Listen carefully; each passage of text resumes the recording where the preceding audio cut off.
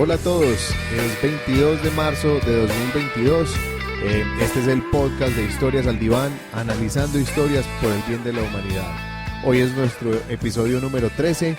Analizaremos la película Cenizas del Paraíso y bueno, que valga la advertencia, spoilers se van a discutir aquí de principio a fin.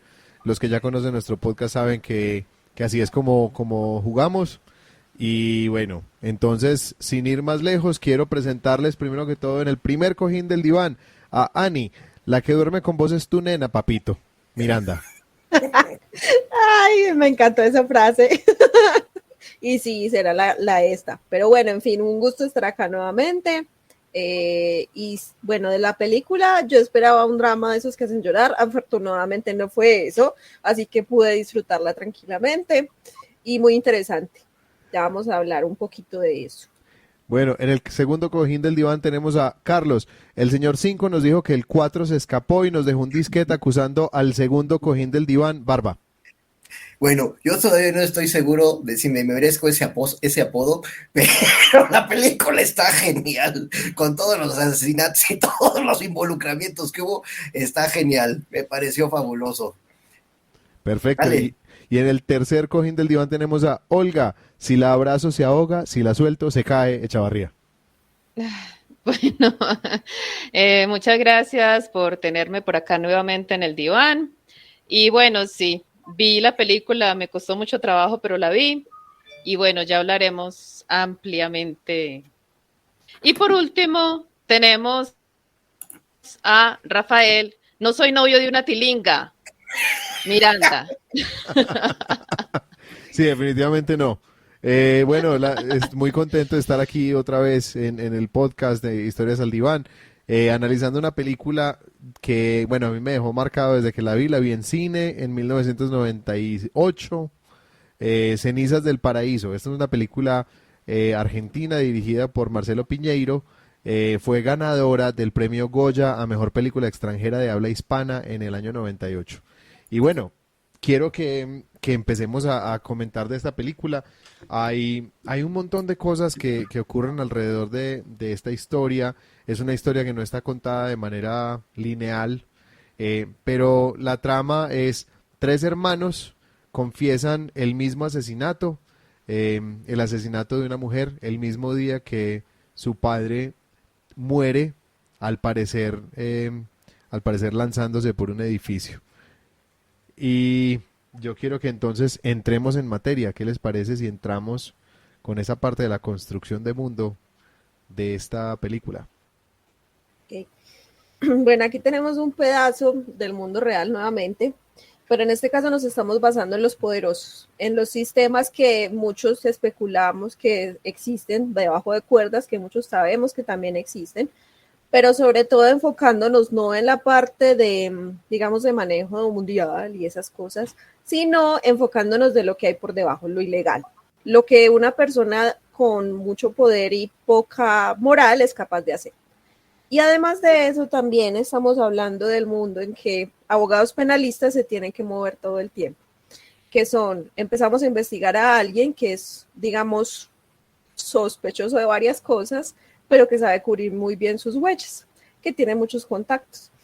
Y eso es algo que se refleja muy bien cuando muestran que hay dos jueces encargados de los dos casos que están interconectados entre sí, y que uno de esos jueces, al que le llaman babosa durante todo el tiempo, se nota mucho que quiere tomar posesión del otro caso porque algo sabe o algo le encargaron. Estamos hablando de una persona que tiene poder no solamente financiero, que es el papá de la protagonista, de la chica asesinada, sino que también tiene un tráfico de influencias muy amplio, así que tiene muchas personas que trabajan para él. También tenemos a este abogado penalista que lo está investigando, que está yendo hasta el fondo para poder desenmascarar todo lo que está haciendo, que casualmente resulta ser de ascendencia griega y un griego que conserva sus tradiciones. Por ahí también hay una mención muy fuerte cuando la persona, la juez que está también encargada de este caso, encuentra un símbolo nazi, dando a entender que no solamente es una persecución por esto, sino que también es ideológica en ese sentido, una persecución racista que también se ve muy bien cuando lo invita a ver sus campos, que realmente es para darle una amenaza porque le está diciendo, tú solamente eres un griego, yo soy un romano, y como yo soy ascendente de los romanos, soy mejor que tú, así que si te sigues metiendo conmigo, te voy a matar. Es sus palabras más, palabras menos, es lo que pasa ahí. Y tenemos a los 3 hermanos y a la hija, que casualmente la hija resulta involucrándose con uno de los hermanos, yéndose a la casa del griego, del romano cree que la están usando, el papá del griego sospecha o está prevenido, pero no tanto, y resultan los 3 enamorándose de ella, aunque también ella, digamos que no colaboraba mucho en ese aspecto. Y bueno, lo del montaje también para matar, eso considero que fue una construcción requete cineasta, y en parte conveniente, pero eso ya lo ahondaría en la parte de que habría hecho mejor. Pero sí, el montaje que hicieron para poder matar al abogado fue un montaje que, digamos, en la vida real es como un poquito más difícil de hacer, pero que para el caso de la película, del misterio, funcionó. Y ya eso es como lo que yo tengo acá de la construcción del mundo. Yo no sé, yo he visto, es que aquí mismo han ocurrido tantas cosas, aquí en Colombia, y en México, Carlos también está haciendo la México señal, que también, uno ve claro. cosas como este asesinato donde muestran un choque en una parte para distraer mientras matan a otro en otra parte. Y bueno, o sea, cosas aquí hemos visto muy parecidas a esas.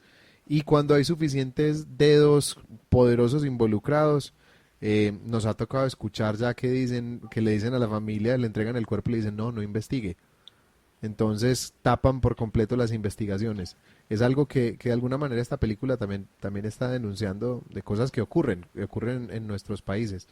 De una muerte causada por poderosos que el sistema no entra a juzgar porque esos poderosos son más poderosos todavía que las instituciones. Eso es Sí. algo que a mí me parece muy doloroso también de ver, sobre todo de ver el espejo en la vida real. Ahí la jueza dice, haga lo que haga, no será justicia. Esa es la mejor frase de la Esa película. frase a mí me encanta. Sí, ¿alguien más quiere? Dale. Yo ahora que comentabas, pues sí que aquí también en México vivimos en un país que está dominado por mafias, por no decir una, realmente vivimos, no sé si a- por el narcotráfico, por el poder en general, llamémosle, ¿no? Y como bien señalas, hay muchas cortinas de humo, hay muchos temas ideológicos y se aprovecha en muchas ocasiones la ignorancia de la gente, la situación que estamos viviendo de descontento, de desigualdad. Y obviamente, pues esto nos lleva a preguntarnos, ok, ¿y cómo le hacemos entonces? Este tema que mencionó Ani al final, el de la justicia, yo lo quiero tocar más al ratito, pero de verdad, ¿cómo puede haber justicia en una situación así? Entonces, así como está construido el mundo de la película, la verdad es que es una puesta en escena de lo que estamos viviendo en la vida real, donde esos casos pues, son aparentemente de película, pero yo creo que son demasiado reales, ¿no? Y el tema del poder es muy fuerte, es muy controlador, entonces a mí me fascinó el cómo está llevada la película. Ya entraremos en mi sección de las lecciones de vida, pero me fascinó realmente lo que es la construcción de mundo.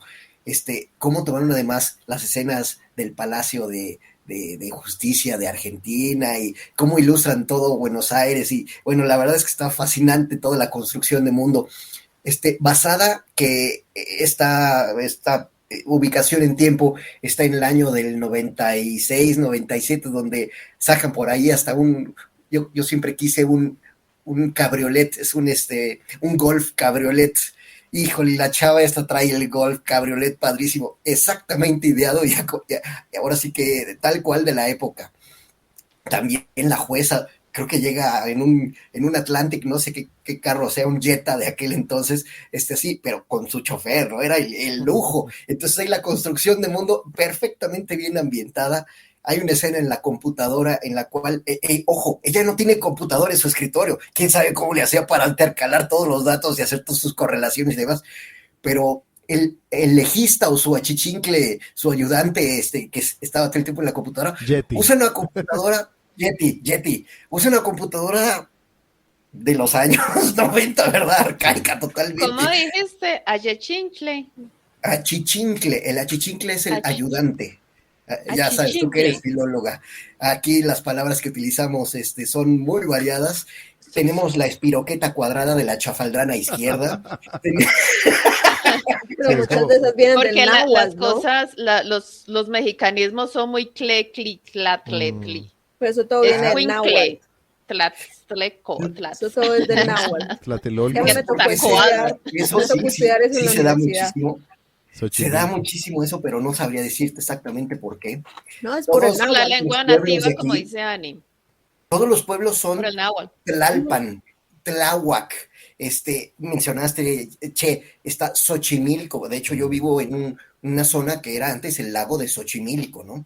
Y sí, son palabras que vienen de Del, nuestros del, ancestros, de de la los lengua en náhuatl, sí. vienen de los mayas, de los olmecas y los aztecas, Mm. palabras que están de hace mucho tiempo, de los olmecas, de los mayas, en fin, pues ahora sí que palabras de hace muchísimo tiempo, ¿no? Y sí, Ujú. tla, tle, tli, está Y la las X, Coatlicue, las está Qs. Tenochtitlan, en fin, hay unas Huitzilopochtli. palabras preciosas. ¿Qué? ¿Perdón, Rafa? Huitzilopochtli. Huitzilopochtli, por Mm. supuesto, uno de los más grandes dioses de nuestra cultura. En fin, Ah, Ah, la construcción del mundo de la película, volviendo al tema que nos ocupa, fascinante, realmente cómo lo llevaron, cómo lo escenificaron, los personajes, todo está perfectamente bien entrelazado, bien armado. Me fascinó la construcción del mundo de la película. No, y nos llevó también a la época los disquetes, los cassettes, Claro, el reproductor de cintas, el pasacintas, o sea, hay un montón de elementos que los llevan a uno a la época, el monitor del computador gigantesco. hoy mucha gente no conoce eso, ¿eh? Mm. O sea, si yo le presento a mi hijo, mira, esto es un disquete, o decir, ¿y dónde te lo metes, verdad? Porque ya no hay, ya es tecnología O obsoleta. sea, ese es el icono de guardar. Sí, pues claro, pero ah, al fin y al cabo es una película del 97. Claro. exacto. Entonces, pues en ese momento sería lo último, pero igual. ya hoy en día eso son Sí, era cosas la época. arcaicas. Era la Era época, la época obviamente. tal cual. Bueno, entonces pasemos a nuestro análisis con Olga de las narrativas y lenguajes de esta película. Bueno, ese recurso de empezar una historia por el final o casi por el final es muy utilizado pues tanto en la literatura como en el cine y me pareció bueno, me pareció bien, porque de alguna manera cuando uno ya conoce el final, uno está atento a mirar cómo llegó a ocurrir lo que ocurrió. Y de entrada plantean un interrogante, ¿cierto? Al fin, ¿quién la mató? Si tenemos un cadáver y hay tres tipos, ¿cuál, pues, auto, o bueno, confesando, yo iba a decir que autoincriminándose, confesando el crimen, entonces, ¿quién fue? ¿Y por qué la mataron? Entonces, eso me pareció un buen recurso narrativo. Me parece que en literatura también es un muy buen recurso porque hay muchos libros que empiezan también por el final y uno quiere saber al fin qué pasó y muchas veces hasta el título le dice, ¿cierto? Mm. Entonces, ese recurso me gustó. Lo que sí no me gustó fue más adelante cuando hay, bueno, mencioné al principio que me costó mucho ver la película. Uno de los aspectos fue el acento, a veces yo no entendía y tenía que devolver qué dijo. ¿Qué? Yo tenía que parar la película y devolverme y volver a escuchar así muy atenta qué habían dicho. La jerga, porque nosotros estamos muy familiarizados como colombianos con la jerga mexicana, por ejemplo, de tantas telenovelas que hemos visto y de que la mayoría de los programas de televisión el doblaje era en México, entonces cuando escuchamos slang de México es muy natural y lo entendemos.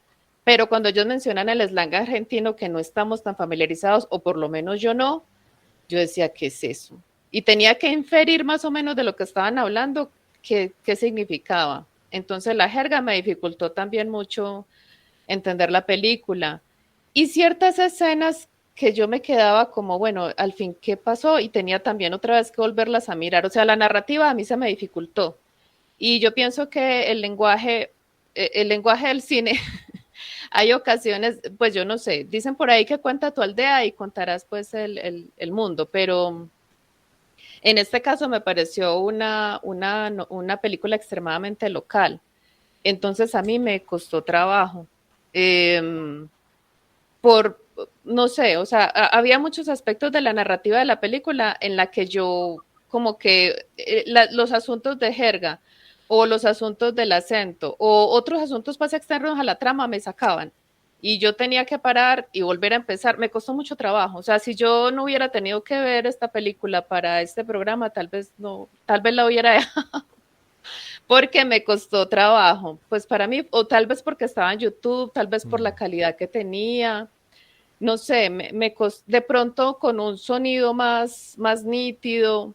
De pronto fueron también problemas técnicos, porque aquí en Colombia han hecho unas películas, por ejemplo, no sé si conocen Los Presentes Rodrigo de No Futuro, Sí. que la vi hace muchísimo tiempo y los asuntos técnicos pues son absolutamente fatales. Y demeritan mucho la trama, porque hay un ruido, hay ciertos diálogos donde hay un ruido por allá, les fallaron los micrófonos, se les metió alguna interferencia, y eso pues lo descoloca mucho a uno en la trama. Y mirando la película, hubo más de una escena que yo decía, ¿y si hubieran empezado mejor la película por aquí? ¿Y si lo hubieran empezado por acá? O sea, empecé yo misma como a tratar de volverla a contar y y replantear muchos flashbacks. En cuanto a las actuaciones, también había momentos en que no me gustaron, en que se iban muy al melodrama de la telenovela, en el que yo decía, este director, ¿por qué no repitió eso mejor? Que sonara más creíble, que fuera más auténtico, ¿cierto? A mí me pasó cuando vi el cadáver de la hija de Ana. Sí, completamente. Esa escena, uy. Entonces también yo pienso que en el aspecto narrativo eso le pasa mucho a uno, y cuando se trata de escribir, o a mí me ha funcionado pues leer en voz alta para otras personas. Entonces las bobadas que uno escribió, los diálogos tontos, ahí mismo quedan en evidencia cuando uno los dice en voz alta. Y en el caso del cine, yo creo que la prueba reina es que el espectador pierde, otra vez se desconecta del sentimiento de la escena por la mala actuación. Rafael mencionaba el otro día la inconsistencia entre el libro y la película de Room.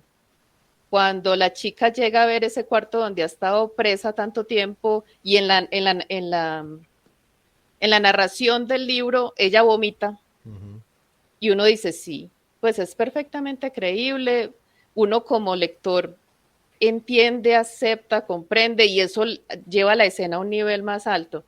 Pero lo que pasa en la película lo descoloca un poquito a uno, porque ella mira esa habitación como miraría uno la casa donde uno creció, ¿cierto? El colegio cuando uno vuelve después de graduado, ¿cierto?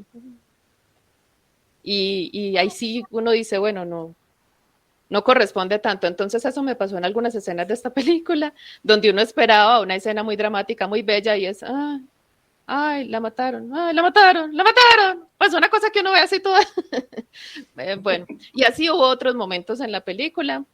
Bueno, y esta niña, bueno, no sé, yo viendo la película de la muchacha recordaba otra película que vi hace mucho tiempo y la busqué, pero no fui capaz de dar con ella, y por otra parte estaba absorta en muchas otras cosas, trabajo, casa, y no tuve tiempo de buscarla bien. Pero hay una película donde todos se enamoran de ella, pero ella no está así en pelota en el baño, ay, yo te voy a secar la espuma, y cierto, ay, cierto, como tan evidente cierto, Era una calientahuevos. Sí. Del todo. Sí, Ana, uy. Buen término. Sí, Ana, necesitaba esa palabra, porque todo el tiempo viendo la película yo decía, pero esta nena qué, pues, o sea, si yo estoy en la casa ¿Qué pasó, de mi novio, Rafa? ¿cierto?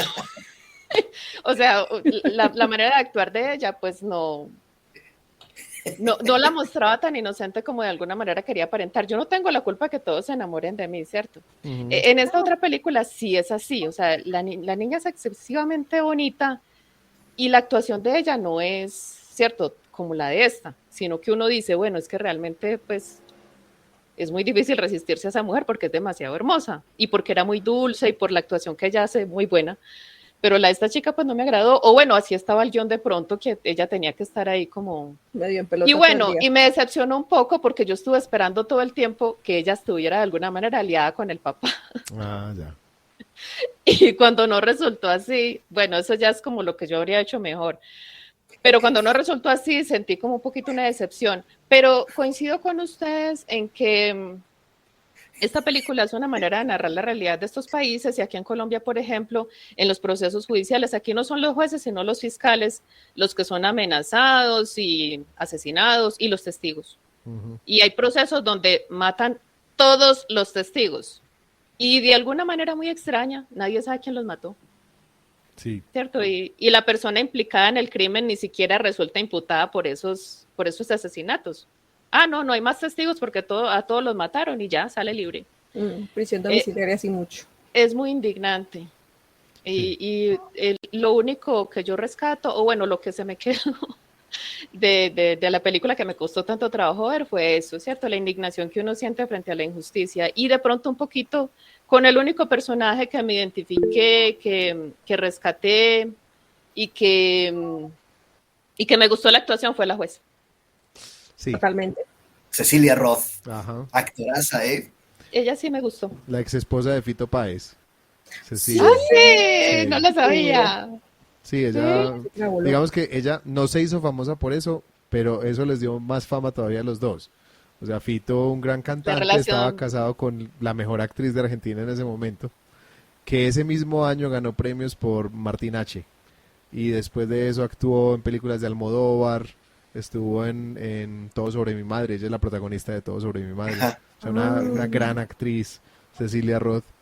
Y en esta película la estamos viendo en su mejor momento, en la época dorada de su carrera. Sí, o sea, yo pienso que realmente la actuación más fuerte de esta película es la de ella. Seguida, a mi gusto, por Pablo. Pablo es el abogado. Que Leonardo Sbaraglia ha hecho ya una carrera larguísima también en el cine español. Él estuvo dentro de la trilogía del Bastán, que es un gran éxito en Netflix, un gran éxito literario también.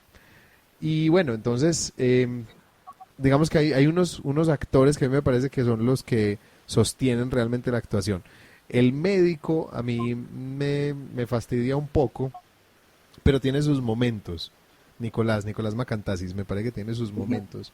El pequeño sí es un poquito más... Alejandro, sí, es como el tonto de los tres. El tonto idealista. Es el pito flojo. Ay. Qué pesar. No, pero, ¿sabes? En términos de narrativa, hay un efecto que esta película, un efecto narrativo que me encanta en esta película, es un efecto de contraste que utilizan varias veces. Que es momentos donde están mostrando la vida de ellos muy bonita y te lo intercalan con una escena muy dramática del presente. Entonces hay una que no se me olvida, que es cuando están en la casa después de la fiesta, después del baile griego, y Alejandro quiebra un plato y todos le dicen, pero boludo, ¿qué haces? Ese era de la abuela. Y él dice, estoy muy feliz, y corta inmediatamente la escena de Ana sobre la mesa del forense. Ese efecto lo utilizan varias veces durante la película y me parece que es un efecto muy fuerte, que logra comunicar muy fuertemente como esas ideas. En esta película sí, yo estoy de acuerdo, hay cosas que funcionan muy bien, hay cosas que han envejecido muy mal. Por ejemplo, la primera escena, la caída del juez, ese efecto ha envejecido horriblemente mal. Había formas, como lo hicieron al final, hubiera funcionado mucho mejor para esa primera toma. Esa caída en primer plano de su cara, con la pantalla verde atrás clarísima. Por otro lado, el cine argentino ha mejorado muchísimo.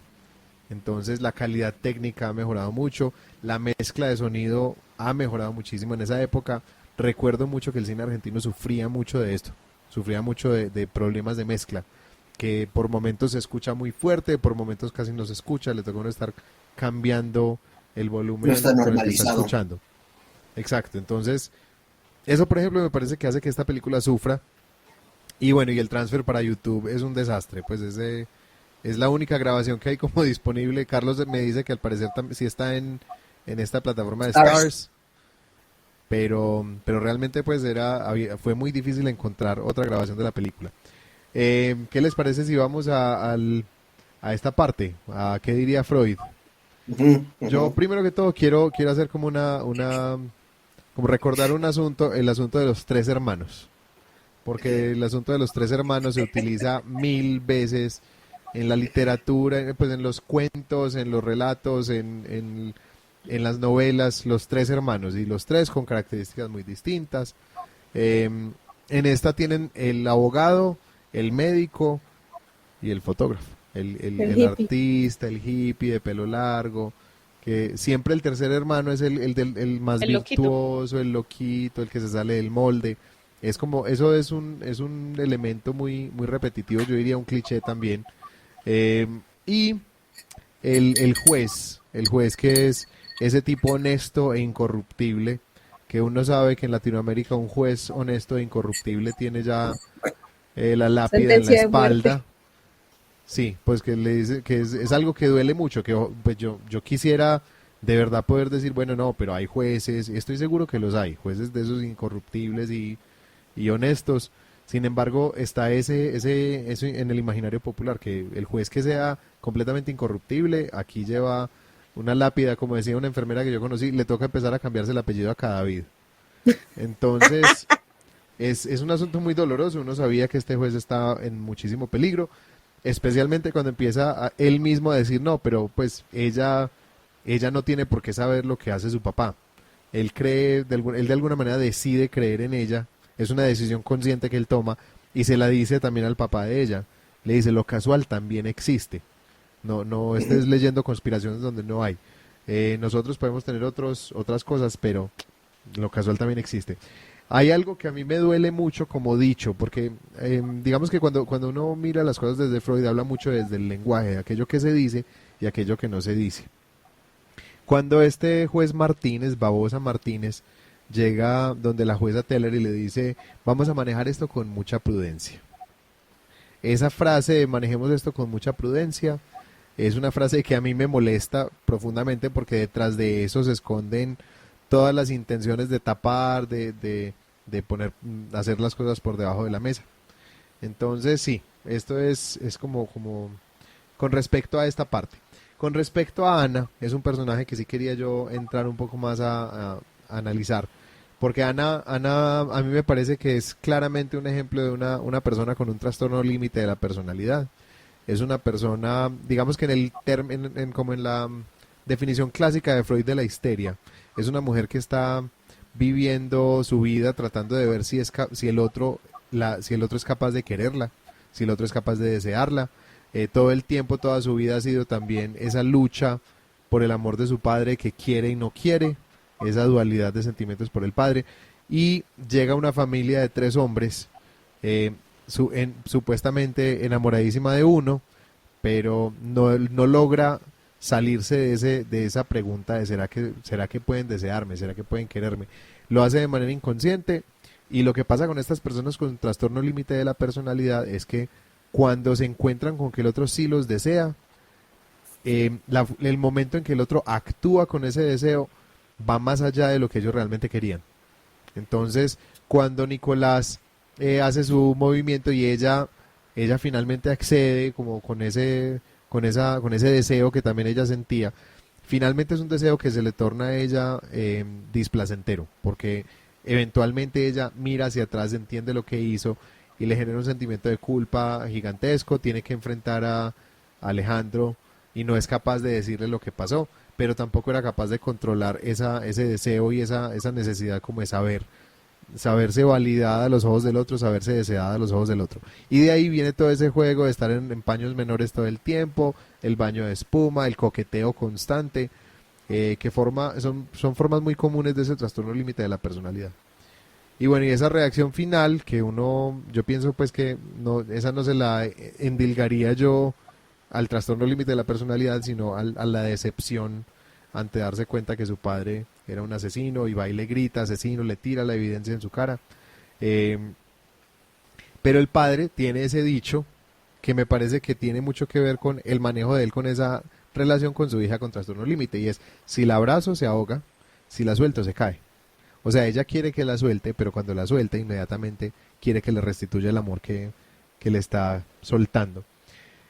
El final para mí de esta película, yo a ese final no lo tocaría. El final como tal de los 3 hermanos. Hay cosas del final que sí, lo que tiene que ver con otros personajes, pero el final de los 3 hermanos, cuando ella está haciendo el informe del caso y dice, haga lo que haga, no será justicia, y los muestran a ellos 3 bajando por el ascensor, yo eso no lo tocaría, porque me parece que deja deja o sea, a mí me quedó la sensación desde que la vi la primera vez, una sensación muy fuerte en ese momento de aquí, esto, o sea, no hay forma de que ellos salgan de aquí limpios, no hay forma de que ellos salgan de esta situación eh, a volver a lo que eran, porque finalmente era una familia muy linda, era una familia donde había mucho cariño, eran este papá que moría de amor por sus tres hijos y la relación entre los tres hijos de tanta apertura y eso se rompe por completo.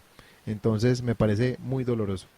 Y ya lo que tiene que ver con la música, bueno, yo siempre he sido un fanático del rock argentino, de la música argentina. El acento a mí no se me dificultó precisamente por eso, porque yo he estado metido e interactuando con gente de Argentina muy seguido. Entonces, digamos que para mí esa parte no fue una barrera. Estuvo la canción Pedro Aznar, uno de los grandes íconos de esa ola del rock Ay, nacional. perdón, pero hubo dos momentos donde la música perjudicó totalmente la escena. Esa música que pusieron en la escena del caballo cuando estaban por acá cabalgando y todo eso me pareció horrorosa. Como ¿cómo era esa telenovela gringa? Dinastía o Sí, Dallas, una cosa así, ¿cierto? Cuando habían Ah, bueno, escenas sí. de campo que era como una música por allá gringa, Country. antigua, maluca. sí.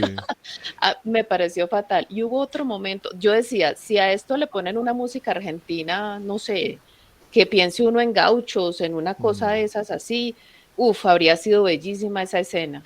Porque el campo es muy lindo, porque lo de la cabalgata es muy romántico, ¿cierto? Y ella quería sí, sí. crear esa atmósfera, pero con esa música mataron la escena. Yo era mirando esa escena y decía, no, no, por favor, no, quiten esa música. Eso me mató. Y hubo otra también, que si le hubieran cambiado la música, la escena hubiera cambiado completamente. O sea, hubiera sido una escena memorable en vez de ser para uno como una cosa de pena ajena. Porque también hubo un momento en que pusieron una música como de telenovela, como la que ponen también en La Rosa de Guadalupe en los Mm. momentos dramáticos. Pero no me acuerdo ya la escena cuál fue. La del caballo sí se me quedó, que yo dije, cuando Rafa hable de la música, tengo que mencionar que aquí sí mataron la escena. O sea, ¿cómo daña una escena? Escoger mal la música, ponerle una música que no es. Bueno, ahora sí bueno, y también te quería preguntar, el trastorno límite de la personalidad es lo que llaman una persona histriónica.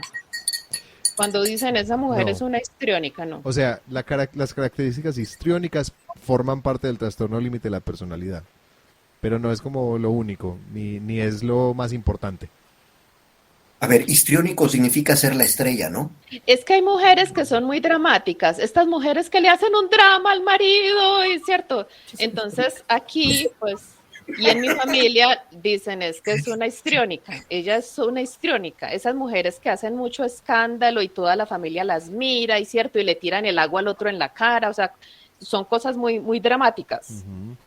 Eso Entonces puede se formar, dice que esa persona es histriónica, como que le gusta hacer mucho show. si eso podría ser parte, o sea, obviamente ya habría que analizar caso por caso, mirar síntomas, pero sí podría formar parte de un trastorno límite de la personalidad. No Las es lo personas único. con este trastorno límite de la personalidad tienen muchas dificultades para controlar sus emociones y sus pasiones.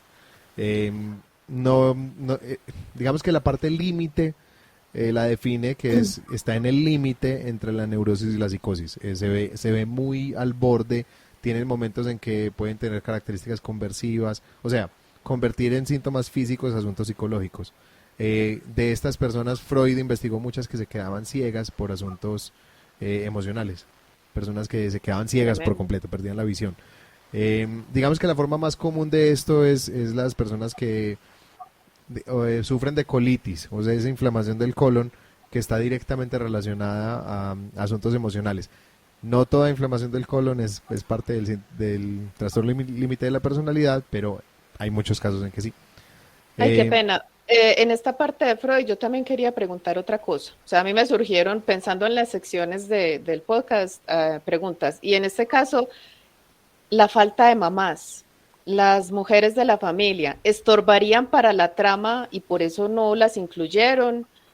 ¿O qué pasaría ahí que ninguna de las dos familias había mamá? Entonces, yo me preguntaba, ¿cómo sería esta misma historia con mamás? ujú. Eh, eso hay muchos momentos en los que ellos comparten, por ejemplo, la interacción de la muchachita con el papá, ¿cierto? Que es como una cosa amor-odio, todo el tiempo amor-odio, celos, porque los celos, ¿cómo fue la frase que dijiste al principio? La que duerme con vos es tu nena. Ah, sí, la que duerme con vos es tu nena, papito. Sí, ese tipo de celos tan freudianos. Y, y lo que pasa con los chicos y el papá, ¿cierto? Tan cercanos, y sobre todo el papá con el mayor, que le dices que eres igualito a mí, ¿cierto? Es que eres tan parecido a mí, como la identificación tan fuerte que hay con ellos. Entonces sí quería preguntar en esta sección de Freud, si tú crees, Rafa, que fue intencional el asunto de eliminar a las mamás, si las mamás estorbaban Es para que contar la historia. a ver, yo creo que muchas de las decisiones que uno toma como escritor tienen más que ver con aquellas cosas que uno mismo no es capaz de nombrar de sí mismo. Que aquí falte la madre en la familia de los 3 hermanos obligó al papá a ser padre y madre, y este es un papá que fue padre y madre. Entonces fue una No forma precisamente, porque está Isabel, también. la Sí, nana. Isabel fue Sí. una figura la muy, nana muy es muy especial para madre. ellos. Sí. Sí, sí. Pero de todos modos Tiene eso le da razón. a él un rol con el que uno tiene que ser muy empático. O sea, es una forma de mostrarnos a un hombre cansado, que ha sufrido, pero que muere por sus hijos, que ya está arriesgándolo todo. Y esa parte de arriesgarlo todo creo que también tiene con no tengo tanto que perder porque ya perdí al amor. No sé qué tan consciente sea esa decisión. Yo creo que eso es más un asunto inconsciente del escritor. Y lo mismo con Francisco Muro. Francisco Muro es un hombre, bueno, no, la historia con la esposa es muy dolorosa. Cuando la niña, cuando Ana dice, es que mi papá me dijo, escoge entre tu madre y yo. Y Ujú. yo abracé a mi papá para despedirme y mi mamá se fue pensando que ella había escogido a su padre. Ella se quedó con su padre por un error de interpretación. Entonces ahí hay una figura de abandono y es una niña que está todo el tiempo buscando que se le restablezca un amor que perdió. Y es un amor que no va a recuperar. Es un hueco fundamental en su psiquismo, en su economía emocional. Ella tiene ese hueco para siempre y cuando es amada por Alejandro, eventualmente eso tampoco es suficiente porque no logra llenar el hueco que ella trae de esa pérdida, de ese abandono de su madre. Yo pienso que Pero sería Rafa, otra historia. la relación de ella con el papá también es muy poco sana. Claro. Es una relación pues muy mala. Sí, yo pienso lo mismo. Y peor cuando el padre llega y se consigue la novia que era la mejor amiga de ella. Ahí Horrible. eso termina de poner una tensión sobre la relación que ella nunca puede superar, que ella se queda el resto de su vida actuando casi que su vida es una protesta contra su papá. Pero al mismo tiempo es todo el tiempo buscando, cuando se encuentra con el papá, es buscando el cariño del papá. Entonces son sentimientos muy ambiguos, muy ambivalentes y muy dicotómicos hacia el padre. Oigan, ya nos pasamos el tiempo, pero yo quisiera hacer un comentario. Traigo cuatro, 3 más 1. La primera es, esta película de verdad hace de esa frase de el incesto, el juego que toda la familia puede jugar. Pasen a ver aquí al cine, muchachos. Segundo, el papá Muro, el empresario, más allá de medio libidinoso que la ve muerta, todavía la encuera, ahí parece que hasta le está agarrando una chicha y dices, oye, ¿qué onda con este papá? Este ya va más allá de querer ver a su hija muerta, este ya trae intenciones adicionales. Otra situación de análisis es Nicolás mata a su caballo. Mm, Se supone que era lo que más quería, ¿no? sí. Oscuro, pero lo mata. Y quema el Y, árbol. y quema el árbol. Y el cuarto punto, Pablo, el hijo abogado, está bailando con la novia, pareja, la licenciada Carolina Miranda, y se le Ajá. acerca Bonito la de los apellido calzones. tenía, muy bonito el Sí, muy apellido. lindo. Divino, divino. Pero qué curiosidad que ustedes sean Miranda, es otra cosa, estas casualidades que existen en la vida. Oiga, no, pero en serio, Pablo que está con la Carolina, se le acerca la de los calzones flojos y Pablo se olvida por completo de su pareja. Me Sí, parece sí. digno de análisis, ¿no? Porque además es descarado en la forma en que lo hacen. En fin, reflexiones para el tema de la Pero ella sección de también, Sí. pues lo ve con su novia y va, ay, que ya te arreglé, te voy a compensar lo de la espuma en el baño, tú y yo, ¿cierto? Pues Mm, Y ellos ya se sabía que eran mujeriegos, tanto Nicolás eso. como Pablo. El único que no Sí. era mujeriego era Alejandro. Sí, correcto. Sí, sí, pero de todos modos, o sea, sí, yo pienso bueno, con la escena de la morgue, yo pienso que es fácil leerla así, pero, o sea, yo estoy de acuerdo con que el actor que hizo de Francisco Muro en esa escena no logró comunicar lo que tenía que comunicar. Y cuando un actor no logra Ujú. comunicar lo que necesita comunicar, puede verse confuso. Yo creo que la escena es el dolor de un papá viendo cómo me Eso dañaron a sí, mi hija, cómo apuñalaron a mi hija, más allá de sí, que esté viendo el torso desnudo. Yo pienso que es más como eso, cómo rompieron a mi hija de esta manera. Pero para eso se necesita también un mejor actor. O sea, para mí Francisco Muro es uno sí, de los actores más débiles. Creo que en la escena en la que hicieron el diálogo de los griegos y los romanos funcionó muy bien. Pero creo que es la única escena en que lo vi fuerte. En todas las demás escenas me parece que le faltó como esa profundidad dramática que de pronto sí sí. le vi a Pablo, que de pronto le vi en algunos momentos a Nicolás y que le vi al papá.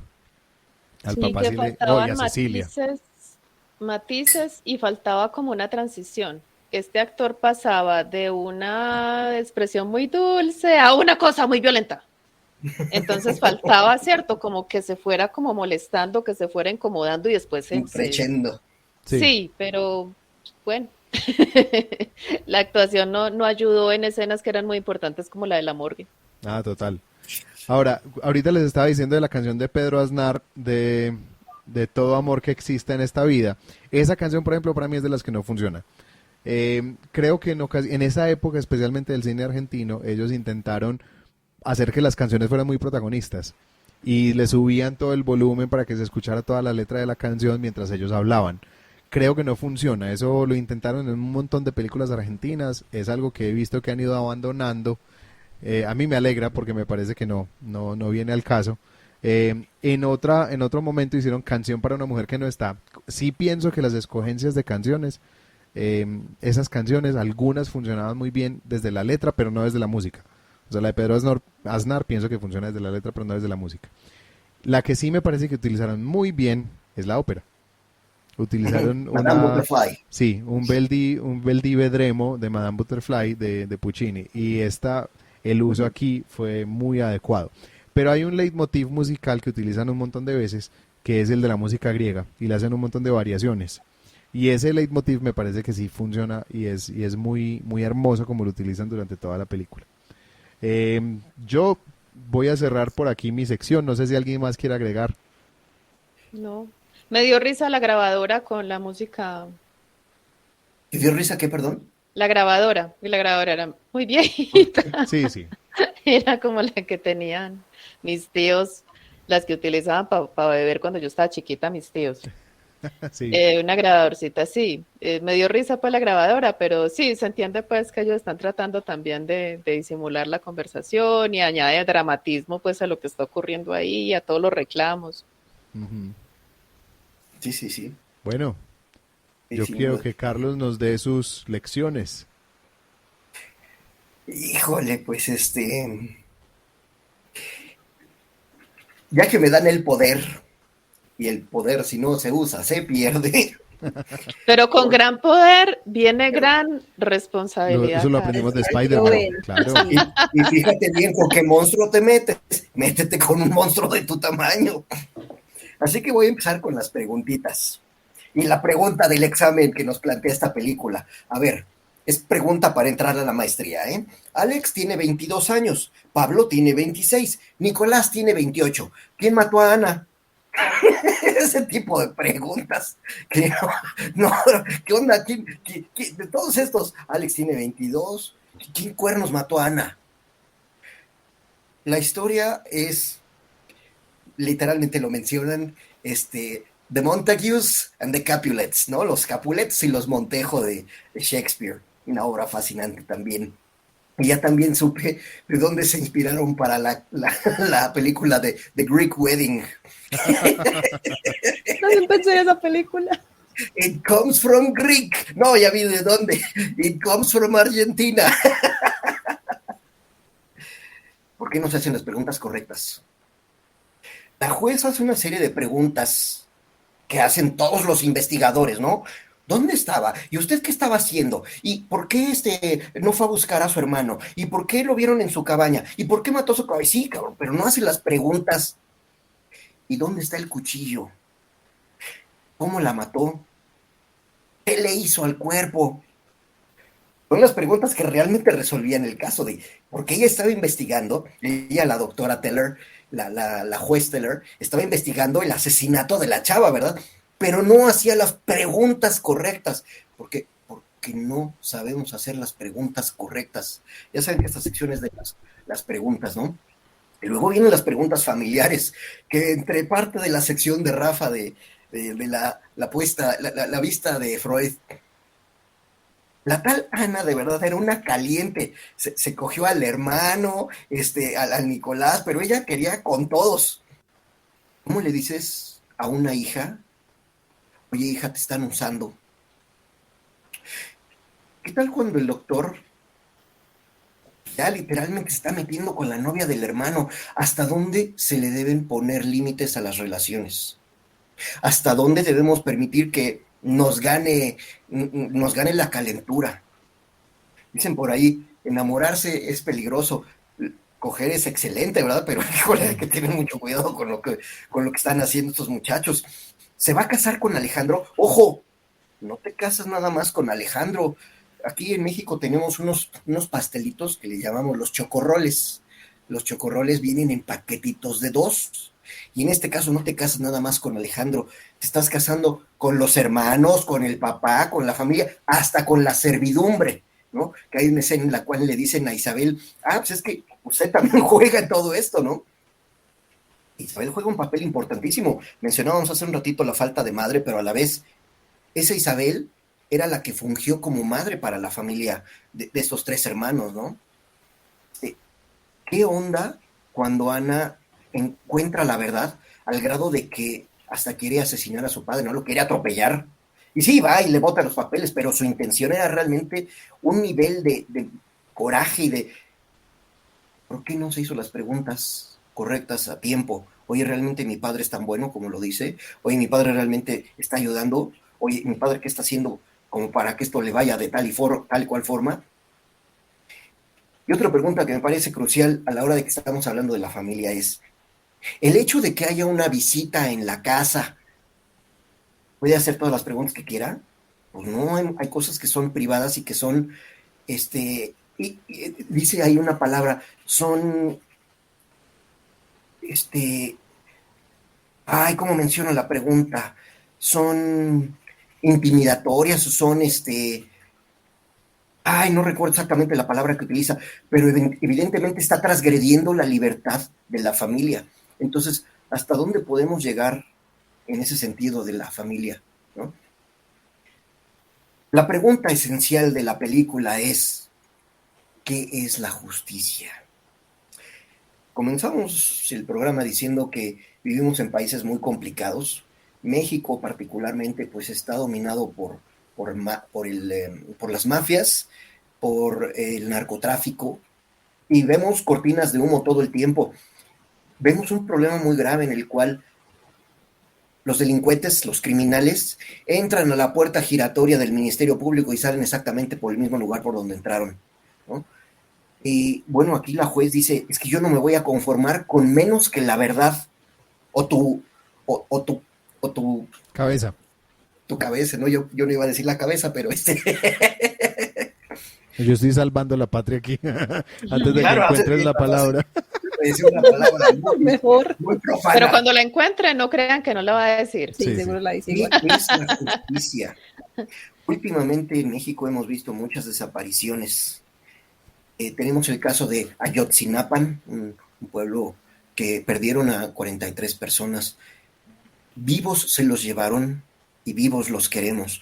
Claro, los queremos, por supuesto, pero ¿qué pasó? Y luego, pongamos que los encontramos. ¿Cuál va a ser la justicia? ¿Nada más regresarlos? ¿Qué es la justicia entonces? En el caso de una violación, tenemos ahorita un caso muy famoso de una... No quisiera meterme en ese caso. Una violación, a la edad que haya sido. La violaron, pero y entonces lo reclama y lo hace público y se hace todo un escándalo. Órale, la violaron. ¿Qué más podemos hacer? ¿Dónde está la justicia? Últimamente hemos tenido muchos asaltos en el transporte público con armas donde no solo te ponen la pistola, sino la disparan y hay muertos. Y matan a la señora que no quiso entregar su celular, ¿verdad? ¿Dónde está la justicia? No la justicia que va y atrapa al ladrón y ahora lo mete a la cárcel. La señora clama, su familia, el pueblo, clama justicia. ¿Pero qué es la justicia? ¿Cómo restituyes la vida de Ana o la vida de el juez investigador, del abogado, etcétera? ¿Cómo restituyes realmente a una violación? ¿Cómo restituyes? ¿Cómo se puede hacer justicia? ¿Justicia es meter a la cárcel a tal persona y ya con eso? ¿Buscas una restitución económica? Porque además todo se resuelve así, con una restitución económica. Y eso no es justicia. Pero lo más interesante o la lección que a mí me deja la película es, no siempre se puede hacer justicia. La misma juez Teller estaba involucrada ya en el caso y por lo tanto, aunque exista la casualidad, no se puede hacer justicia. Me gustó mucho la película precisamente porque el planteamiento de cómo se resuelve todo el crimen, se sabe quién la mató, no lo dicen explícita ni tácitamente, pero sabemos quién la mató, sabemos quién la siguió matando y sabemos quién la encontró muerta y quién se la llevó y quién la encontraron en la cajuela y demás, pero eso no lo dicen. Pero entonces el planteamiento vuelve a la pregunta esencial: ¿se puede hacer justicia? Abro discusión, muchachos. Pues es que la justicia es ciega, realmente. Entonces, lo que es justicia para unos no va a ser justicia para otros. Mirando el caso de nuestros dos poderes enfrentados en la película, tenemos al juez justo, bueno, correcto, incorruptible, como mencionamos ahorita, y tenemos al empresario corrupto, que no mueve nada él mismo, pero mueve toda la maquinaria, que no tiene escrúpulos de nada, que es hipócrita, que es mentiroso. Entonces, él tiene su justicia y él tiene la otra. La justicia siempre pide retribución. O sea, lo que nosotros llamamos justicia es realmente una retribución. Y si esa retribución me satisface, entonces es justicia. Pero obviamente para él era justo que muriera el juez porque él estaba en su camino. Pero para él era justo no que muriera el empresario, sino poderlo desenmascarar para que dejara de matar gente. Así que la justicia nunca va a ser ni va a ser unánime. Esa es mi visión, obviamente, mi opinión. La lección que a mí esta película me dejó, que fue una lección que de alguna manera he descubierto con los años, después de verla la primera vez y se me quedó grabada esta película, es una lección que tiene más que ver como con la escritura.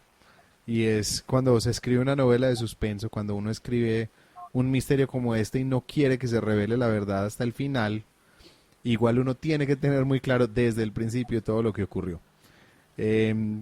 Cuando yo empecé a escribir mi novela tuve esto en la cabeza todo el tiempo. Yo ya al principio sabía cómo habían ocurrido los asesinatos, cuáles eran las motivaciones del asesino, cuáles eran, incluso cómo era la escena final. Yo ya esa escena la tenía clarísima desde el principio. Fue más un proceso de ir descubriendo los demás detalles y cómo se iban revelando. Pero importantísimo como a la hora de escribir una novela de suspenso como esta, una novela de suspenso donde quiero ir revelando la información lentamente, es tener todo clarísimo desde el principio. Yo creo que eso es una de las cosas que me dejó a mí esta película. Por otro lado, pues obviamente ya tiene que ver con la forma como la vida está hecha de esos contrastes y de esas tristezas y esas alegrías. Que, bueno, estamos en una época en la que todo el mundo clama por mensajes positivos todo el tiempo y piden buena energía y vibrar en altas vibraciones, pero yo pienso que hay que abrazar un poquitico el hecho de que hay una oscuridad también en nosotros y que eso forma parte de nuestra vivencia humana y tratar de negarla, tratar de por ejemplo, mucha gente yo he escuchado que no le gusta el terror porque le parece que trae oscuridad, pero es que esa oscuridad está ahí, la oscuridad no la trae la película. La oscuridad está en mitos, en las cosas que has escuchado, en las cosas que te han enseñado. Entonces, de alguna manera es como sí, abraza eso que eres y abrázate de manera completa. Abrazarte no es abrazar aquello que te genera alegría y nada más. Abrazar es aquellas cosas que te han hecho sufrir, aquellas cosas que te han hecho sentir dolor y ser capaces de ponerlas, y esto sí, de nuevo, definición de Freud del libro, ser capaces de poner esos dolores y esos traumas en el pasado para no seguirlos reviviendo como presentes. Pero no es ignorarlos ni darles la espalda, es ser capaz de vivir con ellos, a pesar del dolor que hayan podido causar. Pero es que la alegría solamente se conoce en contraposición a la tristeza. Yo esta película me recordó, pues entre muchas cosas, me hizo pensar en un texto de la Biblia que dice, hace la pregunta, ya que a Carlos le gustan las preguntas, ¿quién puede cargar fuego en el seno sin quemarse? Entonces, eso se aplica, digamos, a todas las situaciones de la película, tanto a nivel familiar como a nivel de los asuntos, pues, del crimen y todo eso. ¿Quién puede inmiscuirse en estos asuntos sin sufrir las consecuencias? Y en el caso de la familia, ¿quién puede estar jugando el jueguito de esta niña sin terminar de alguna manera causando mucho daño? Entonces, me puso a pensar la lección pues que yo extraigo de la película, la importancia de la lealtad, que la lealtad debería estar por encima de la calentura y la ética, ¿cierto? Si cada cual desde su profesión, desde su rol en la familia, hiciera las cosas como tienen que ser, cuánto dolor nos ahorraríamos todos. Entonces esa es como mi lección de vida a partir de todas las situaciones que se presentan dentro de la película. Yo me pongo en el caso de que pues nosotras somos 5 hermanas y mis cuñados me repugnan, pero supongamos que me gustara alguno. Y yo digo, no, jamás, o sea, para mí es imposible poner por encima del amor que le tengo a mi hermana la calentura del momento, por bueno que esté, ¿cierto? O sea, podría ser Henry Cavill, que ya es decir mucho. Que es decir demasiado, ¿cierto? Sí. Pero no. O sea, para mí el amor por mi familia está por encima de la calentura que sea. Yo más bien me echo el bañito frío, más bien doy una vueltecita, ¿cierto? Más bien, él lo hizo ya tarde, me voy. Pero no, pues yo pienso que ahí es para preguntarse uno, ¿cierto? Si vale la pena. Si vale la pena uno transgredir ciertos límites.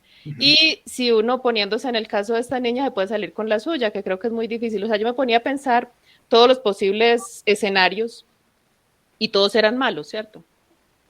Así ella no hubiera resultado asesinada de la manera en que resultó, entre los hermanos se podían haber matado, en fin, podían haber pasado tantas cosas malas en torno a esa situación. Entonces, sí, yo creo que ese tipo de películas lo deben hacer a uno reflexionar en eso, en que uno tiene que estar muy consciente de las consecuencias, no pensar tanto en el momento. A pesar de que las canciones le dicen, viva el momento, solo existe la hora, pero no es así. No es así. Ese momento presente lo va a llevar a uno a un futuro.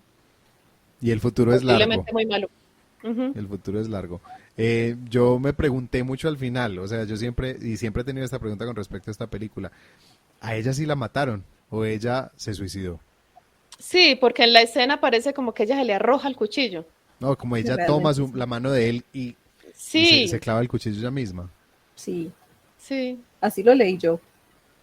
Yo no vi eso, pero sí tienes razón. Pues una como colaboración conjunta. Sí. Digamos que tenía se juntaron el hambre y las ganas de comer. Sí, el problema es que probar eso sería muy difícil, o sea, que él diga, no, es que ella cogió mi mano y se clavó el cuchillo ella misma, el cuchillo que yo tenía en mis manos. Yo creo que sino que él también tenía su rabia y también tenía su rencor y también estaba en un momento muy complicado, entonces queda como una ambigüedad ahí que es buena, eso me parece que es bueno, es positivo de la película, es que no todo está tan cantado. Ese final ambiguo a mí me encanta en esta película, que no te cantan, te dejan como eso tan abierto a tu interpretación que lo deja uno, hay un efecto ahí como de metáfora muy pesado al final, que me gustó mucho. Pero pienso que vale la pena que discutamos, ¿será que lo habríamos hecho mejor? Ah. Olga hace risa malvada. Sí. Olga quiere decir o empiezo yo. Empieza Dani. Ok. Yo lo que iba a decir, hubo cosas que me gustaron mucho, pero por ejemplo la escena de la muerte del papá. Primero lo que mencionaba, un montaje ya demasiado montaje, demasiado hollywoodense, digámoslo así. Como que entonces el motociclista con el carro de policía, que el carro de policía no resultó siendo un policía, sino una persona cualquiera manejando un carro de policía, que se chocan y los dos matones entran al Palacio de Justicia como si no fuera nada, no hay cámaras, entonces nadie se da cuenta, no hay cámara en el ascensor, Bueno, la nadie señora dice de la nada. limpieza. Ah, la señora de la limpieza dijo, pero después. Pero es la Pero en clave, ese ¿eh? momento, sí, pero pues cámaras de seguridad en un Palacio de Justicia que no haya ni siquiera un portero Pero en o alguien que revise 1997. las cosas. Sí, o sea, hay Eso que considerar. pensaba yo, y yo, bueno, de pronto era que en esa época a la gente no se le ocurría que podían entrar matones a un Palacio de Justicia. Entonces, puede que fuera por la época, pero eso fue lo que a mí me sacó. Yo dije, no, pero es que pues, o sea, hello. O sea, solo faltaba que apareciera Spider-Man volando y salvar al señor. Así lo vi yo. Sería otra Otra película. cosa, sí, totalmente. Otra cosa, la parte de Alejandro matándola. A mí esa parte, sí, sí, en efecto, fuera él el que la mató, yo me enojaría. Porque, a ver, el desarrollo de ese personaje nunca se prestó como para que simplemente por dolor o bueno, sí, estaba en mucho dolor, pero como para que llegara así tan fácil con un cuchillo, no, porque él nunca fue de eso. O sea, más fácil se lo habría creído al doctor o a Pablo, pero no a él, por el personaje, porque él era el bonachón de los tres y por cómo la trataba, cómo la cuidaba. Por eso yo digo que si realmente, al menos así lo vi yo, él realmente al final se frena, a pesar de su dolor y todo, y es ella la que decide tomar el arma y enterrarse. Otra cosa que tampoco me gustó y que me habría parecido que habría sido mejor si se abordara de otra manera, la parte en que ella va a confrontar al papá y le tira todas las pruebas. Ella tratando de probar su inocencia, se da cuenta y lo que hace es callar. Cuando ella está tan enojada con su papá en ese momento, para mí esa parte no me gustó. Me habría parecido más lógico que ella tratara de enviar las pruebas por separado o las dejara disponibles y se fuera a confrontar a su papá. Pero ahí le devolvió al papá su poder. Entonces esa parte como que no me parece que funcionara tanto. Pero yo creo que eso tiene que ver con la dicotomía de sentimientos de ella con su papá. Sí, sí. Ella Pero no quería sé. salvarlo, ella quería salvarlo. Sí, pero igualmente llegó, tuvo la oportunidad de hacer algo y no lo hizo. Entonces para mí fue como, ¿pero Yo por creo que es qué? que de querer salvarlo a querer incriminarlo hay un camino muy grande que ella no fue capaz de transitar. Ay, no sé. Pues sí, ella estaba tan comprometida con la familia del otro, o sea, los griegos, no sé, creo yo que tal vez no lo habría hecho directamente, pero sí habría dejado algo. Y ella lo que hizo fue simplemente regar los documentos. Y bueno, otra cosa, ¿cómo es que ella simplemente se queda en la casa de los griegos? Nadie dice nada, entra el matón del papá y nadie dice nada, lo dejan entrar así como así, nadie dice nada y luego el papá dice, pero entonces todo el mundo entra a esta casa, pero si es tu casa. Entonces sí, esa parte también fue como súper ilógica. Pero bueno, normalmente puede que fuera por la época, pero pues no lo creo. Y ya, esas fueron como las cosas que para mí habrían podido cambiarse un poquito para mejorar la película. Yo coincido con Annie, hay cosas como que son absolutamente ilógicas y además inexplicables. Y aunque trates de hilar las cosas al final de la película, me cae que no tienen sentido. Esto, por ejemplo, del matón del papá que pasa, sí, pasa, estás aquí en la casa, bienvenido, ¿no? Y pasas hasta la cocina. Cosas de ese tipo de ilógicas no ayudan y no aportan. A mí me molestó que está como que muy oscura la película. Entiendo que es novela negra, que están dándole un asunto medio lúgubre, pero me parece que está demasiado oscura la película. No tiene nada que ver con el formato, que se entiende que siendo un formato de los 90s, pues es un formato arcaico, parecería que está hecha en 320 por 240 de una resolución bajísima, pero más allá de eso está muy oscura la película. Y mencionaba Olga al principio cuando veíamos el tema de las narrativas, no se entiende lo que dicen. Mínimo pónganle unos subtitulitos para que podamos entender lo que dicen. Yo los busqué. Yo también, pero no encontré desafortunadamente. No se entiende lo que dicen. Y aunque utilizan un español como que muy muy genérico. Hay cosas que pues sí están muy argentinas y no les entiendes del todo.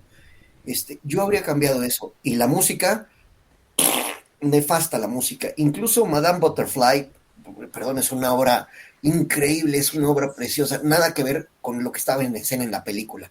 Entonces, francamente, la película amerita para una buena música.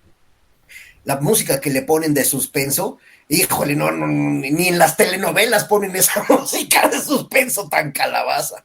Pero bueno, esas cosas a mí me distrajeron, me incomodaron, me dejaron de mucho pensar, de mucho, pues, es que aquí le faltó. Pero bueno, también se entiende que es parte de lo que quería el autor, y a lo cual creo que no es algo que hemos tocado. La autora fue una periodista que escribió varias historias, supongo que de este tipo. No alcancé a ver cómo son, pero yo pensaría que esta fue una de sus obras cumbre porque realmente está muy bien estructurada, muy bien hecha. Le decía a Rafa antes de entrar a la sesión que yo no acostumbro a este género, pero me gustó mucho porque la hicieron bien, la estructuraron bastante bien a nivel conceptual. A nivel técnico tiene varios errores que sí amerita atención y amerita un replanteamiento de la película. Pero en general, pues es una historia de los Montejo y los Montagues and the Capulets, muy bien estructurada, ¿eh? Bueno, hay muchas cosas que yo hubiera cambiado en esa película. Rafa dijo que el juez tenía pues muchos aspectos como de madre, se ve muy buena gente, muy querido, pero yo pienso que un juez es como la señora, tienen un cargo que los obliga a mostrar mucho carácter. Entonces, la señora, a ver, usted no me venga aquí a decir esto y aquello, y si le tocaba por teléfono también decía, a ver, tráigame eso para acá, usted quién es, en fin, un juez tiene como esa característica. Y este juez era muy pasivo, ¿cierto? Mi papá no era juez, pero mi papá hubiera sacado a ese señor a machete de la casa. Pues no a machete, pero sí por lo menos le hubiera dicho, pues me retírame al favor, o qué, ¿usted quién es? ¿Usted qué hace aquí? ¿Cierto? Le falta mucho carácter pues al personaje. Hay muchas escenas, yo ya mencioné muchas cosas que habría cambiado como la música y el orden de algunas escenas, porque aunque a Rafa le gustó, a mí a veces esos cambios me parecieron que no, porque muchas veces uno ve que lo que muestran hay muchas películas que son con esos cortes y el flashback corresponde. Por ejemplo, precisamente cuando se muere fulano de tal, recuerdan cómo lo conocieron. Precisamente cuando la hermana la estamos llevando al altar, nos acordamos cuando éramos niñas y nos comíamos el helado, o sea, como que están ligadas. Y aquí, en algunas, no en todas, no había como esa asociación. Como si a la hora de pegar la película, que en ese tiempo la pegaban así, la hubieran pegado mal pegada. O sea, ay, se nos metió la escena que no era, o yo no sé, esos flashbacks yo los hubiera, yo hubiera modificado el orden de la película completamente, porque había cosas que eran relevantes para la historia que se contaban, yo lo habría contado de otra manera, mejor dicho. Hubiera construido esas, ¿cómo es que se llama eso? Eso tiene un nombre. Cuando hacen como todos los cuadros principales del guión. Como Pues mi hijo que storyboard. eso lo hubiera armado de otra manera, el storyboard, la música. Yo pienso que cuando una película es de un país hay que aprovechar las particularidades de ese país y mostrar las cosas propias de ese país, porque eso realza el ambiente que se presenta, el paisaje. Hay muchas películas, pero a mí me gusta mucho el cine mexicano también y me acordaba de Amores Perros, me fascinó. Y uno siente eso, es México, México, México, lindo y querido. En cambio, en este caso me hizo mucha falta Argentina, pues lo poquito que yo conozco, porque no conozco tanto esa cultura, la música me hizo falta más argentinismo ahí. Sobre todo, perdón, te interrumpo un segundito. Sí, Argentina en aquellos entonces era potencia. en el Estaba 97. pues sí, porque en los 80 es cuando se da el boom de la música en español, del rock en El español, rock en y español. particularmente 97, pues se cumplen 10 años de rock en tu idioma.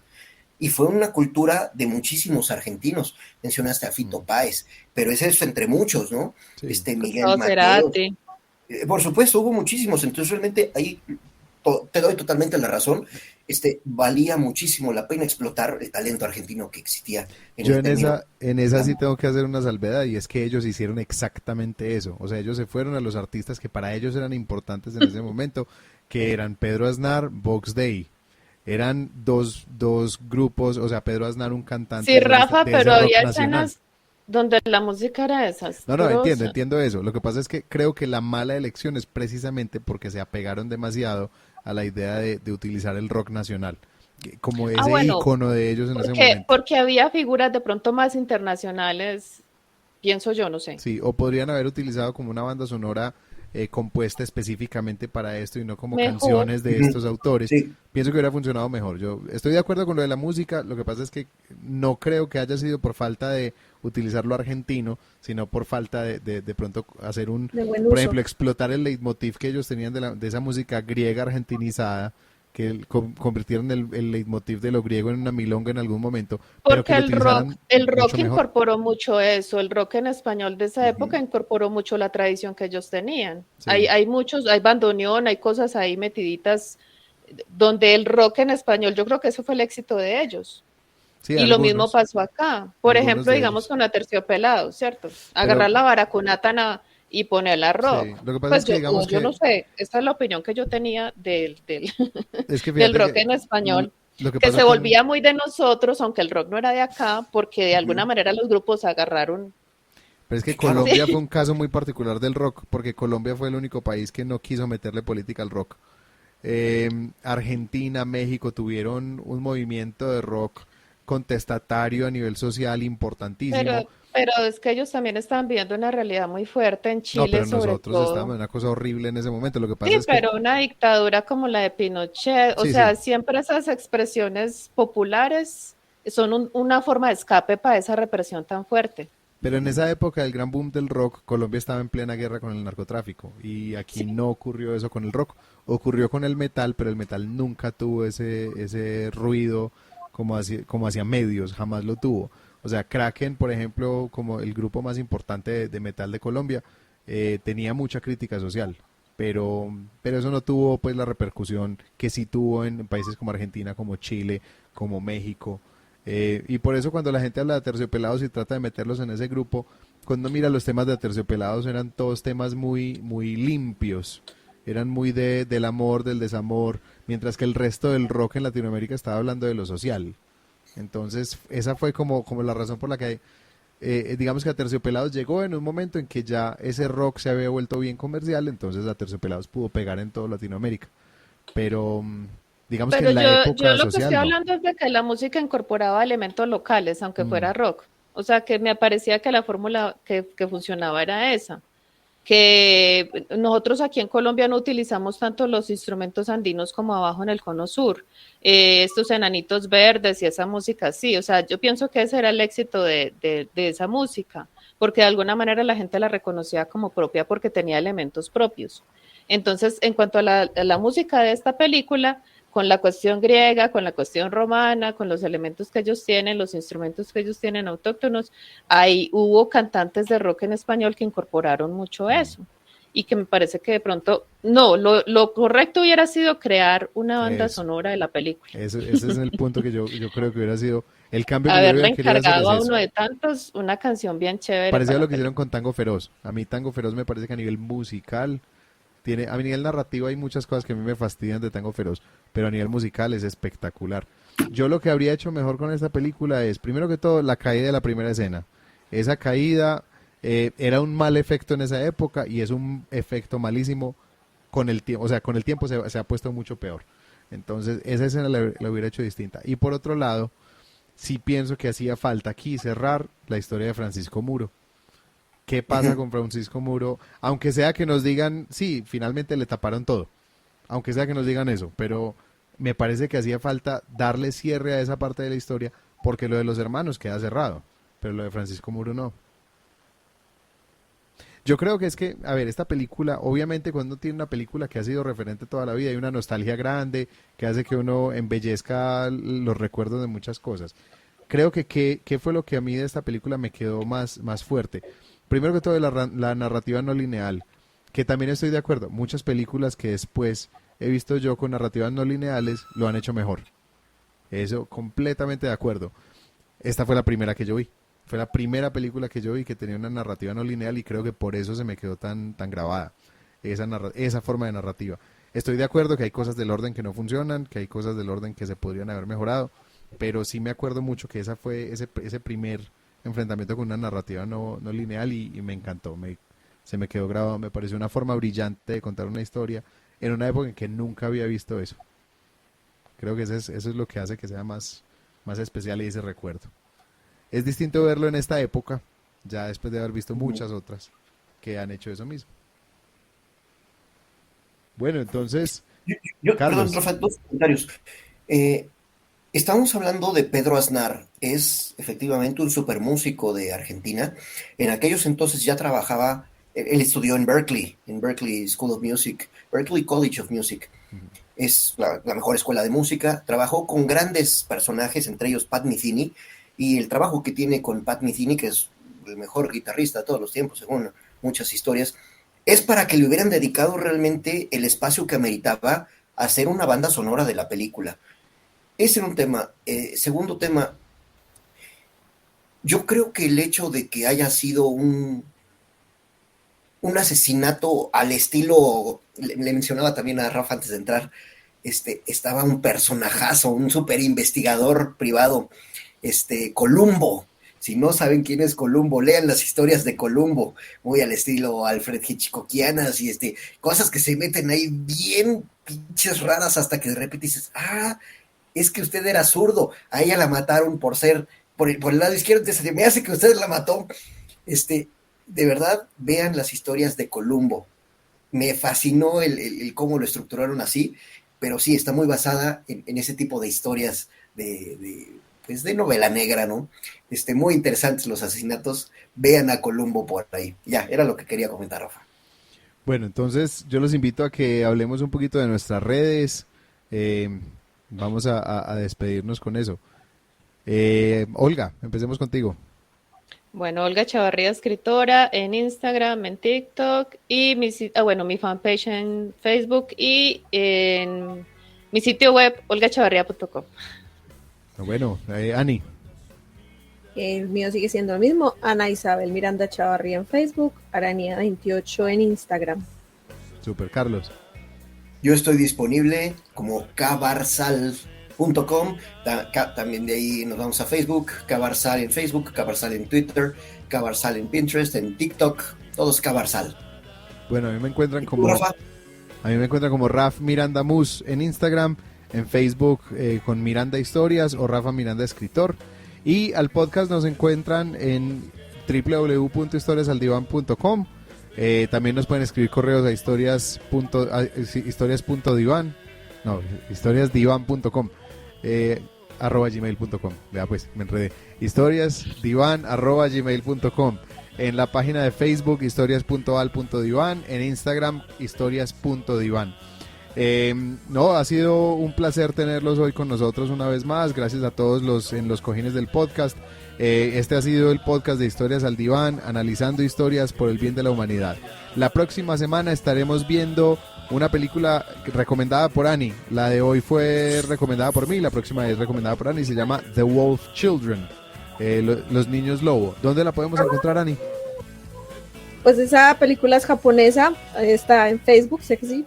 En Facebook. Ya sí en plataformas de streaming lo dudo mucho. Bueno, es un poquito más difícil. Vamos a buscarle y les contamos por redes donde la pueden encontrar. Y bueno, los esperamos la próxima semana. El podcast de Historias al Diván, analizando historias por el bien de la humanidad. Muchas gracias a todos. Nos vemos. Bye.